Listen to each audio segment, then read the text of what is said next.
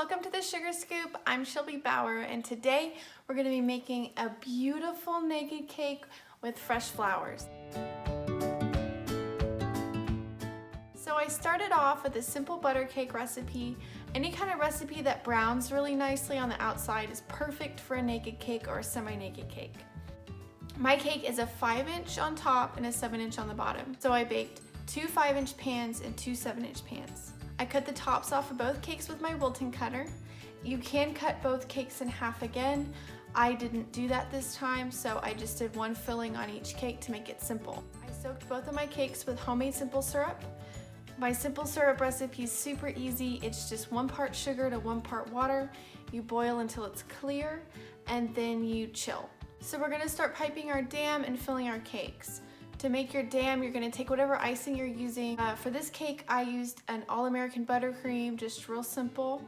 And then you add extra powdered sugar to the icing to make it extra stiff. And then you pipe a ring around your cake. Now to make the ring, you take a piping bag and you cut to however thick you want your filling to be. So you're gonna fill the inside with regular consistency, nice and creamy buttercream or some kind of filling of your choice. And then you're gonna stack your cake. I put my 2 5-inches together and I put my 2 7-inches together. When you put your cakes together, make sure you're putting the bottom of the cake at the bottom hitting the board and the bottom of the cake towards the top. So you have a nice smooth top and a nice flat bottom. So ice the cake starting at the top, put a big dollop in the middle of your cake and spread it out with your spatula, getting all the edges and making a shelf kind of over the edge. Then you're just gonna ice around your cake. And once your cake is fully covered in icing, you're gonna start to scrape that icing off with your bench scraper. Now, how much icing you scrape off is totally up to you. It's more of an aesthetic thing. I like to scrape off a lot of the icing so I can see the really pretty brown cake. Try not to go overboard with scraping the cake because then you'll start to scrape off the brown part and it will get really crummy looking and lots of crumbs in your icing.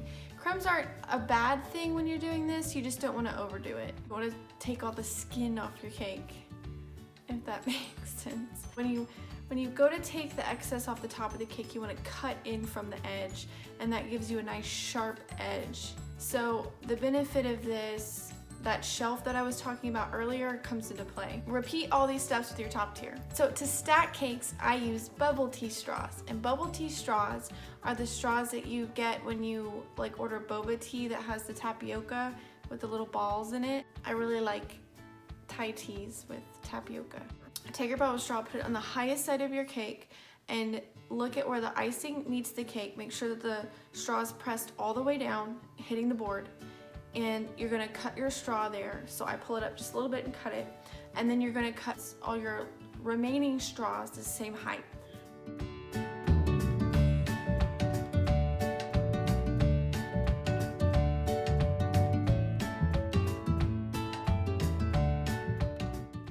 You're gonna put a little bit of icing as a glue, and then you're gonna use a spatula or a cake mover or your hands if your cake is nice and cold, and put your 5-inch cake on top of your 7-inch cake.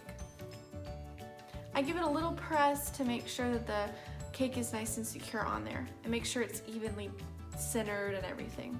So flour preparation is really important when it comes to naked cakes. You want to use flours that are pretty much non-toxic. What you want to do is create a barrier between the flour and the cake. You want to cover up the entire stem that's going to be sticking into your cake with floral tape. And you want to make sure you seal off the bottom by folding that floral tape over and just making a nice seal so that none of the water leaks out of the flowers, because that water is going to have some chemicals in it. So I use floral tape and I use straws. So you can use bubble straws or you can use regular straws. It just depends on how many flowers you're putting in your cake. And you put the straws into your cake, and then you put your flowers in. So if you're doing like a really heavy center piece, you can take a bubble straw and you can stick it all the way down, touching the board, right? So it's going all the way through your cake, and then you put your flour in. This not only supports the flowers because they can be kind of heavy for the cake, but it also creates another barrier so that you don't have your flowers actually touching your cake. So I'm gonna do a cascade. Cascades are my favorite, and they're pretty much my students' favorite. Another favorite is that one centerpiece flower with a little bit of berries or something. The way that I teach a cascade is to start at the top and place your biggest flower. So I fluff up a nice pretty rose and stick it on top, and then pick where your cascade's gonna end. So I put a flower at the end, and then I fill in that swoop in between. And make sure you make the distance between the top flower and the bottom flower great enough so that you have a nice swoop. And then I'm just gonna play around here and arrange some flowers, and you guys can watch me place.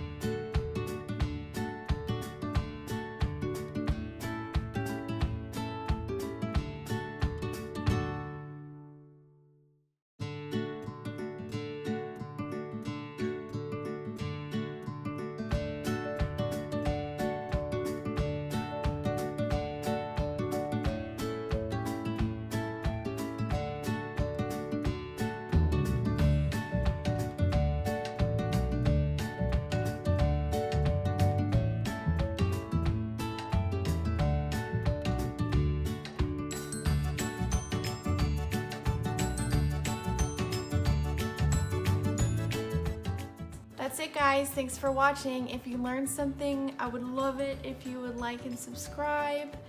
I'm going to be making these videos every Wednesday at 2 o'clock. I have tons of ideas for you guys, and I'm excited to see you soon.